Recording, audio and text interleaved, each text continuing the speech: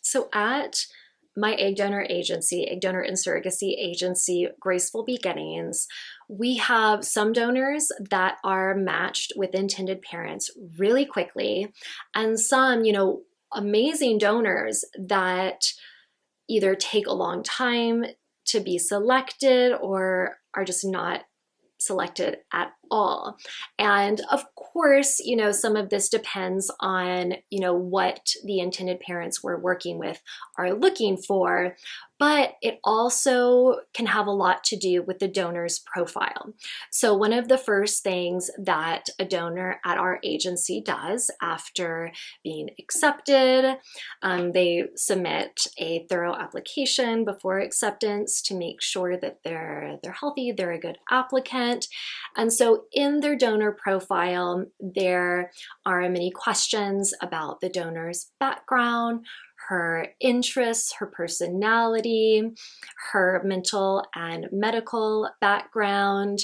And we really want donors to be as thorough as possible when answering all of these questions, because it's often the only way that the intended parents are able to get to know the donor. So if there are only, one-line responses to the questions, it's hard to get a sense of who the donor is, right? Every now and then, the intended parents will request that a donor make a short video. This is becoming, more and more common because, again, they just want to know more about who the donor is, what her personality is like. So if a donor, really takes the time when filling out her profile, really thinks about, her authentic answers, and is really open about, who she is, what her hopes and dreams are, why she wants to be a donor, she is a lot more likely to be selected. Donor profiles also include the donor's photos.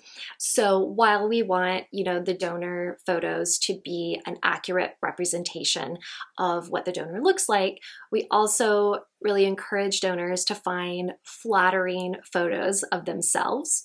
We need photos all the way from when they were a baby, a toddler, adolescent, all the way up to current photos.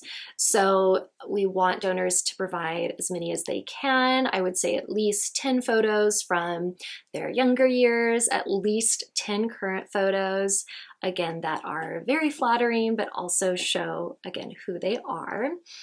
And so that is another huge piece of donors being selected. The first thing that most intended parents see is the photo of the donor, the profile photo.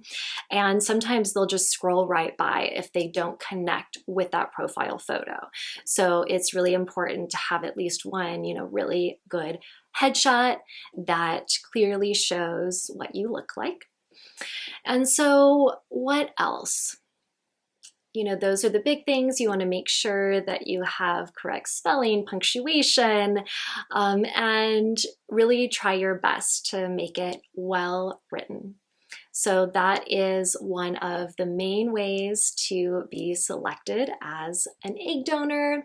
And then again, if you are asked to create a video, you want to make sure that you do that in really good lighting, maybe do just like light makeup, make your hair look nice, and you will be, like, I will provide, or one of my coordinators will provide you specific questions to answer during the video. It usually does not take more than 2 or 3 minutes to record this video. You're going to be answering similar questions to what you're asked in the profile.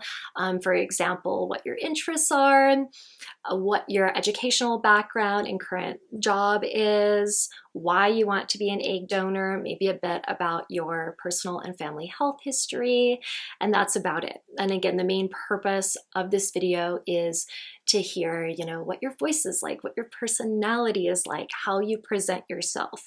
So you do want to put a lot of thought and care into this.